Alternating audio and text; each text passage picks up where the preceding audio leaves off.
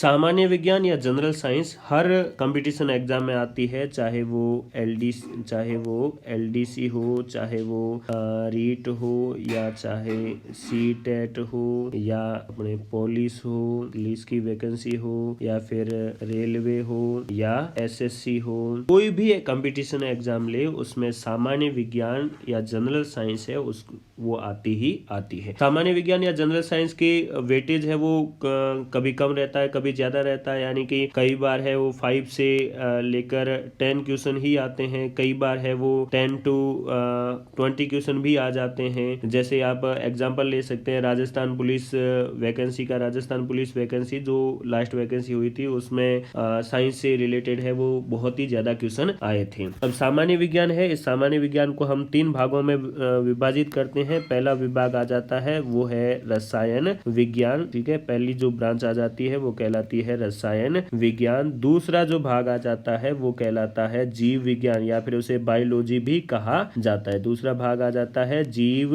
विज्ञान या बायोलॉजी, और जो तीसरा भाग आ जाता है वो कहलाता है भौतिक विज्ञान, या फिर इसे हम क्या कहते हैं, फिजिक्स कहते हैं। भौतिक विज्ञान या फिर उसे हम क्या कहेंगे, फिजिक्स कहेंगे। रसायन विज्ञान विज्ञान की वह शाखा है जिसमें हम पदार्थ, अणु, परमाणु, अम्ल, क्षार और लवण, भौतिक एवं रासायनिक परिवर्तन, धातु, अधातु, मिश्र धातु, कार्बन और कार्बन के यौगिक आदि के बारे में पढ़ते हैं, तो उसे उस विज्ञान की शाखा को हम क्या कहेंगे, रसायन विज्ञान। जिसके पिता कौन है, तो जिसके पिता लेवासियो को माना जाता है। जीव विज्ञान या बायोलॉजी जिसमें हम अध्ययन करते हैं सजीवों का अध्ययन करने वाली विज्ञान की शाखा है, उसे हम क्या कहेंगे, जीव विज्ञान या बायोलॉजी।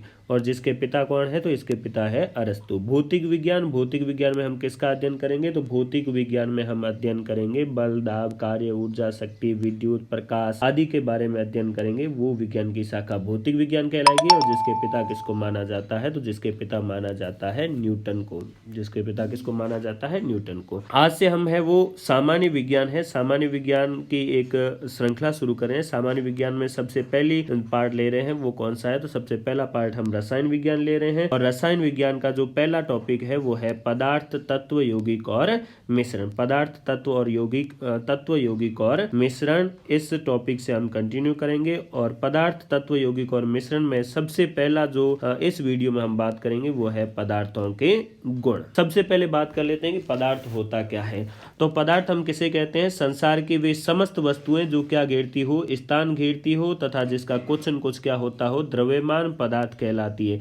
वे समस्त वस्तुएं जो क्या घेरती हो, तो समस्त वस्तुएं जो स्थान घेरती हो यानी कि जगह घेरती हो, और दूसरा उनका कुछ न कुछ द्रव्यमान, या सिंपल भाषा में कहे तो उनका कुछ न कुछ क्या होता हो, भार होता हो। स्थान घेरती हो और भार होता हो, उसे हम क्या कहते हैं, पदार्थ कहते हैं। एग्जाम्पल के लिए आप ले सकते हैं जल एक पदार्थ है क्योंकि जल स्थान घेरता है और उसका कुछ न कुछ द्रव्यमान होता है। जैसे एग्जाम्पल के लिए आप पत्थर ले सकते हैं, या फिर वायु भी एक पदार्थ है। क्यों, क्योंकि वायु स्थान घेरती है और वायु का भी कुछ न कुछ भार होता है। वायु है वो कुछ गैसों का मिश्रण होता है, और वो गैसें कौन सी होती है, तो वो है nitrogen, oxygen, argon, carbon dioxide और कुछ अदर गैसें होती है। सबसे ज्यादा नाइट्रोजन पाई जाती है। नाइट्रोजन कितनी होती है, 78% नाइट्रोजन होती है। फिर दूसरा नंबर आ जाता है ऑक्सीजन का 21%। फिर तीसरी आ जाती है आर्गन होती है 0.93% यानी कि 0.93%। और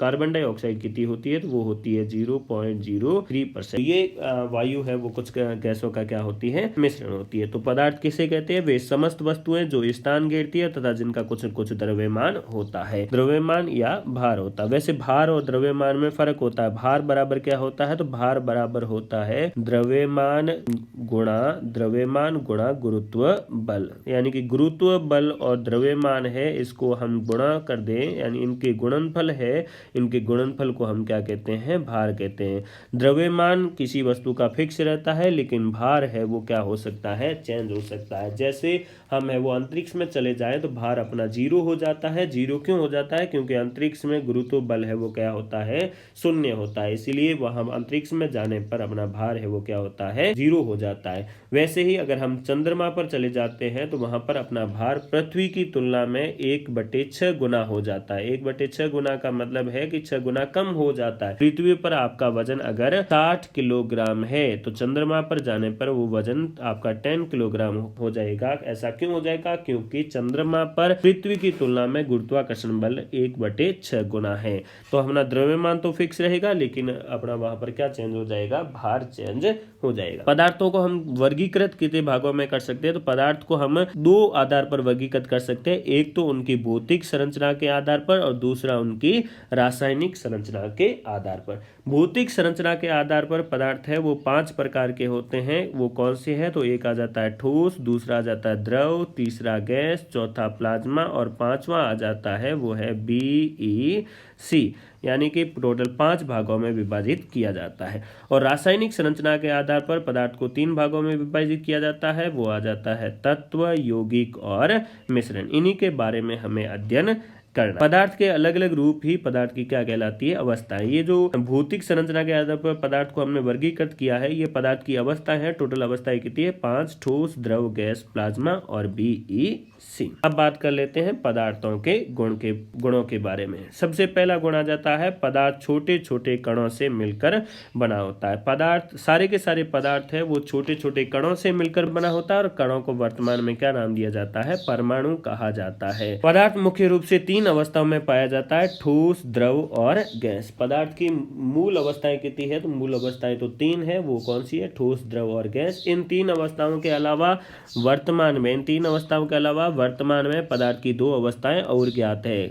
और वो कौन सी है? तो पहली आ जाती है प्लाज्मा। प्लाज्मा पदार्थ की चौथी अवस्था कहलाती है, आयनित गैस की अवस्था है। और 5वीं अवस्था आ जाती है BEC। BEC की फुल फॉर्म हो जाती है बोस आइंस्टाइन कंडेंसेशन। BEC मतलब बोस आइंस्टाइन कंडेंसेशन। अगला गुण आ जाता है पदार्थ के अणुओं के बीच रिक्त स्थान पाया जाता है, जिसका क्रम निम्नानुसार है। गैस में सबसे ज्यादा, द्रव में उस गैस से कम और ठोस में सबसे कम। पदार्थ है वो कण जब एक दूसरे के पास रहते हैं तो उनके बीच में कुछ खाली जगह पाई जाती है। जैसे ये ठोस के कण है तो ठोस के कण इस तरह व्यवस्थित रहते हैं तो भी इनके बीच में यहाँ पर ये खाली जगह पाई जाती है। इस खाली जगह को ये यहाँ पर भी खाली जगह पाई जाती है, रिक्त स्थान पाया जाता है। इस रिक्त स्थान को अंतराकोशीय अवकाश भी कहा जाता है। इस रिक्त स्थान को क्या कहा जाता है? अंतराकोशीय अवकाश। तो पदार्थ के अणुओं के बीच में रिक्त स्थान पाया जाता है। सबसे ज्यादा है वो अवकाश किसमें पाया जाता है? गैस में पाया जाता है, क्योंकि गैस के पार्टिकल दूर दूर होते हैं।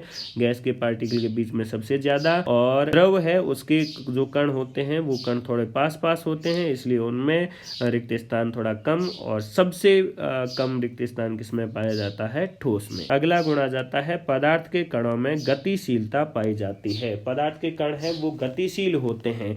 गतिशील का मतलब है अपनी जगह पर वो हिलते रहते हैं। सबसे ज्यादा गतिशीलता किसमें पाई जाती है? तो सबसे ज्यादा गतिशीलता पाई जाती है गैस में। और फिर किसमें होती है? द्रव में। और सबसे कम किसमें पाई जाती है? ठोस में पाई जाती है, क्योंकि ठोस के कण बहुत ही पास पास होते हैं तो उनमें गतिशीलता कम होती है। द्रव के कण दूर दूर होते हैं, उनमें गतिशीलता ज्यादा पाई जाती है। पदार्थ के कणों के बीच प्रबल आकर्षण बल पाया जाता है। आकर्षण बल का मतलब है कि एक कण है वो दूसरे कण को बांधे रखता है, पकड़ के रखता है, भागने नहीं देता है कि अरे भाई तू कहाँ भाग रहा है, भागने नहीं देता है। सबसे ज्यादा आकर्षण बल किसमें होता है? ठोस में। यानी कि ठोस के जो कण होते हैं वो एक दूसरे को गले रखा कर रखते हैं, टाइटली पकड़ के रखते हैं, एक दूसरे को भागने नहीं भागने देते, इसीलिए तो उनमें गतिशीलता क्या होती है?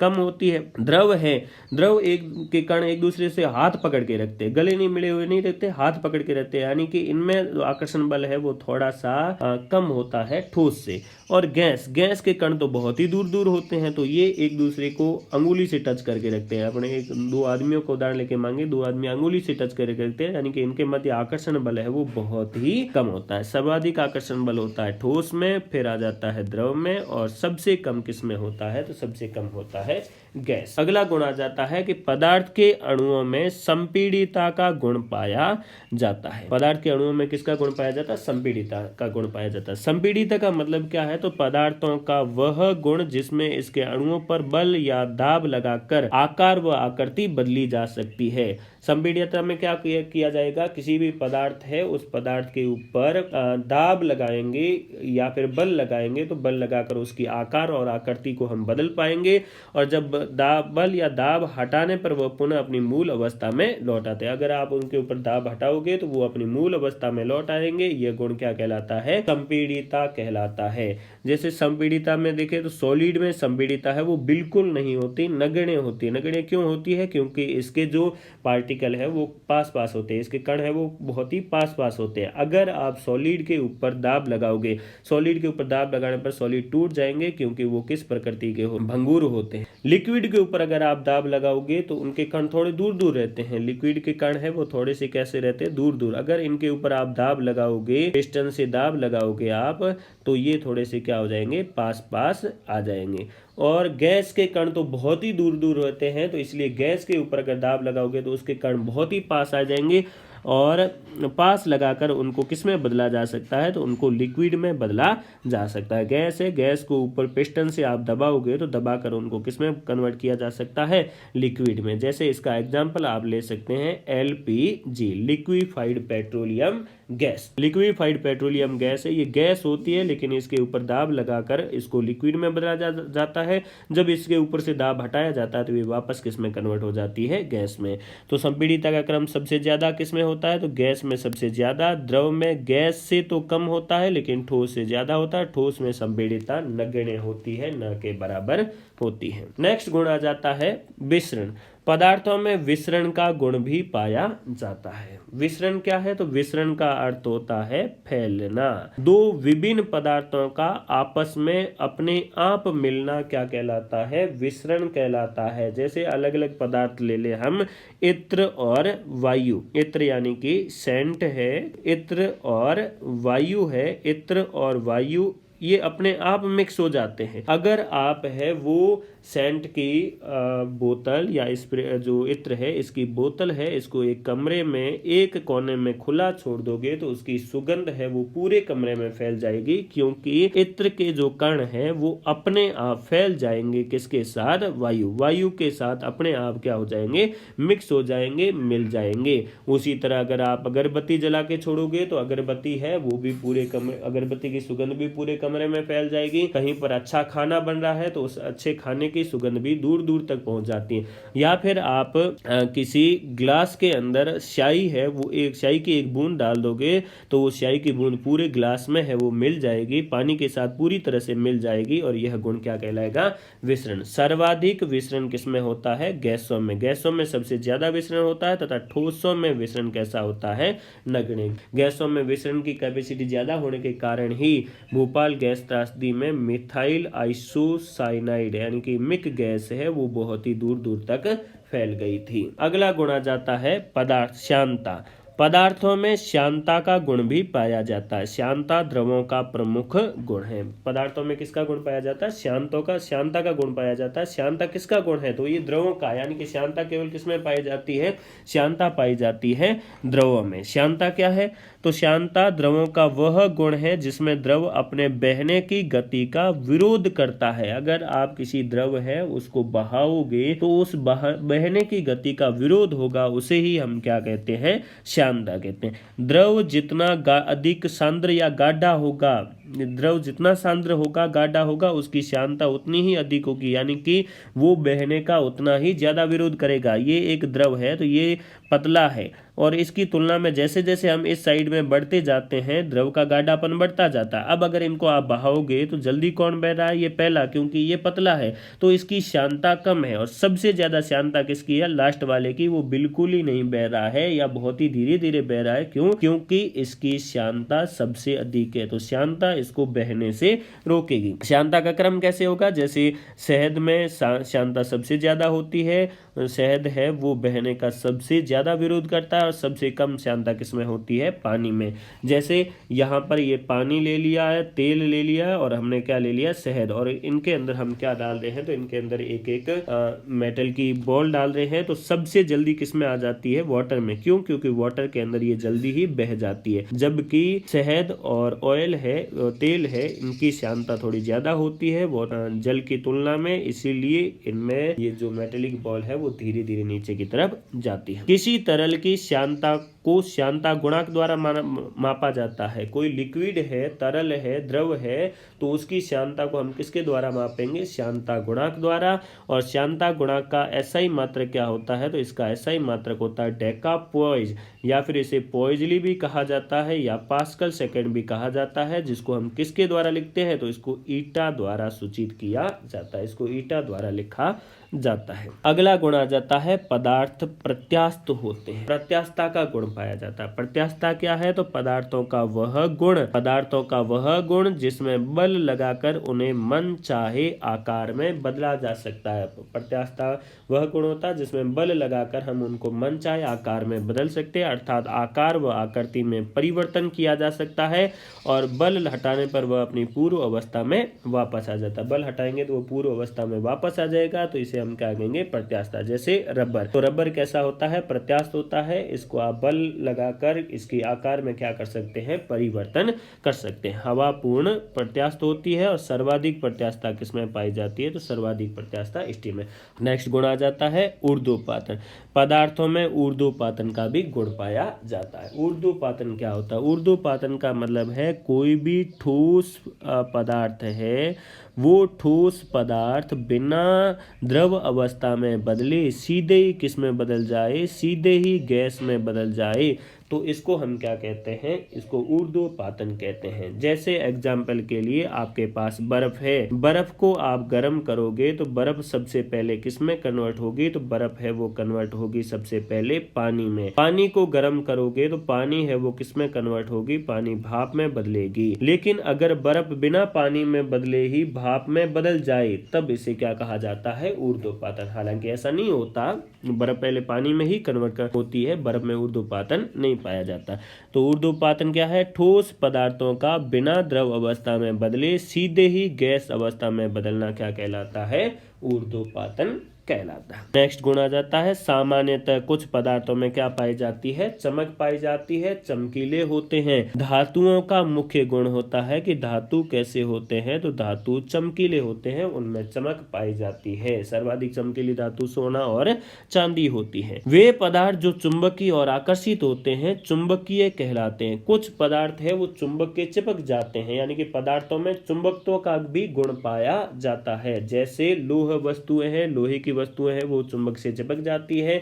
जैसे निकल की वस्तुएं हैं वो भी किससे चिपक जाती है? चुंबक से चिपक जाती है। वे पदार्थ जो चुंबकीय और आकर्षित नहीं होते, कुछ पदार्थ चुंबक से चिपकते नहीं है, तो उन्हें हम क्या कहते हैं? उन्हें अचुंबकीय या प्रति चुंबकीय पदार्थ कहते हैं। जैसे प्लास्टिक है, लकड़ी है, वो कैसे कहलाते हैं? प्रति चुंबकीय पदार्थ कहलाते हैं, क्योंकि वो चुंबक से चिपकते नहीं है। पदार्थ विलेय या अविलेय होते हैं। कुछ पदार्थ जल के अंदर घुल जाते हैं, इसलिए उनको हम विलेय कहते हैं। कुछ पदार्थ जल के अंदर नहीं घुलते तो उन्हें अविलेय कहते हैं। हाँ, कुछ पदार्थ जल में तो नहीं घुलते, लेकिन कुछ वसाओं में घुल जाते हैं, अर्थात वो भी विलेय होते हैं। तो वे पदार्थ जो जल में पूर्ण रूप से घुल जाते हैं विलेयशील होते हैं। जैसे चीनी, नमक आदि। चीनी, नमक है, इनको आप जल में घोलेंगे तो वो जल में पूरी तरह से घुल जाएंगे, ये विलेयशील होते हैं। वे पदार्थ जो जल में नहीं घुलते वे अविलेयशील होते हैं। जैसे चौक, पाउडर, रेत है, ये जल में नहीं घुलते। कुछ पदार्थ पारदर्शी, कुछ अपारदर्शी, और कुछ कैसे होते हैं? पारदर्शी। कुछ पदार्थ पारदर्शी होते हैं। पारदर्शी का मतलब है जिन पदार्थों के आर पार देखा जा सके, यानी कि कांच है या वायु है। कांच और वायु कैसे होते हैं? तो कांच और वायु पारदर्शी होते हैं, क्योंकि हम इनके आर पार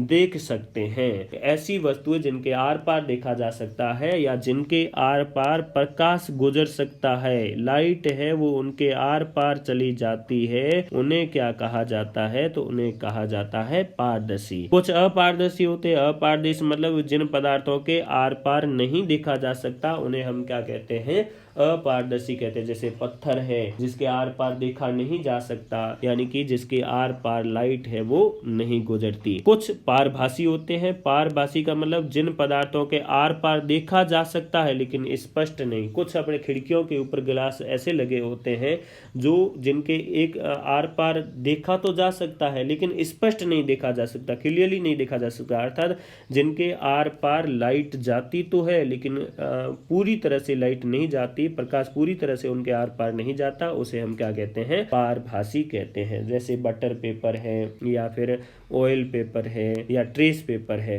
ये कैसे होते हैं, पारभासी होते हैं। अगर आप है वो किसी कागज के टुकड़े को अपने बालों में लगे तेल है उस तेल के अंदर रगड़ के देखोगे तो उसके आर पार देखा जा सकेगा लेकिन क्लियरली नहीं, तो वो कैसा बन जाएगा, पारभासी। पदार्थों का कुछ न कुछ घनत्व होता है, यानी कि पदार्थों में घनत्व भी पाया जाता है। घनत्व क्या होता है, किसी पदार्थ के इकाई आयतन के द्रव्यमान को उस पदार्थ का घनत्व कहते हैं। आप कोई भी इकाई आयतन ले लो, इकाई आयतन मान लीजिए हम एक बाल्टी ले लेते हैं और इस बाल्टी को इकाई आयतन मान लेते हैं, तो इस इकाई आयतन में जितना भी पदार्थ मौजूद है उस पदार्थ के द्रव्यमान को उसका क्या कहा जाएगा, घनत्व कहा जाएगा। जल से कम घनत्व वाली वस्तुएं जल पर क्या करती रहती है, तैरती रहती है। जिन वस्तुओं का घनत्व जल से ज्यादा होगा वो जल के अंदर डूब जाएगी और जिन वस्तुओं का घनत्व जल से कम होगा वो जल पर तैरती रहेगी। आपने एक बाल्टी ली है, इसमें 3 अलग अलग पदार्थ डाल रहे हैं। एक पदार्थ है वो ठोस डाल रहे हैं, एक पदार्थ कैसा डाल रहे हैं, ठोस डाल रहे हैं। ठोस के रूप में आप क्या डाल रहे हैं, तो रेत डाल रहे हैं। और दूसरा आप इसके अंदर कौन सा पदार्थ डाल रहे हैं, तो दूसरा आप इसके अंदर पदार्थ डाल रहे हैं पानी, और तीसरा आप इसके अंदर डाल रहे हैं वायु। किसका द्रव्यमान सबसे ज्यादा होगा, तो सबसे ज्यादा द्रव्यमान किसका होगा, रेत का। इसका मतलब है कि घनत्व सबसे ज्यादा ठोसों का होता है, द्रव का घनत्व ठोस से कम लेकिन गैस से ज्यादा होता है, गैस का घनत्व है वो सबसे कम होता है। बर्फ जल पर तैरती रहती है, क्यों, क्योंकि बर्फ का घनत्व जल से कम होता है। अब ऐसा क्यों होता है तो हम आगे बात करेंगे, क्योंकि बर्फ तो ठोस है, हमने कहा कि ठोस का घनत्व द्रव से ज्यादा होता है, तो फिर बर्फ का घनत्व जल से कम क्यों, क्योंकि बर्फ तो ठोस है। तो इसके बारे में हम आगे बात करेंगे। ये आपके हो गए पदार्थों के गुण।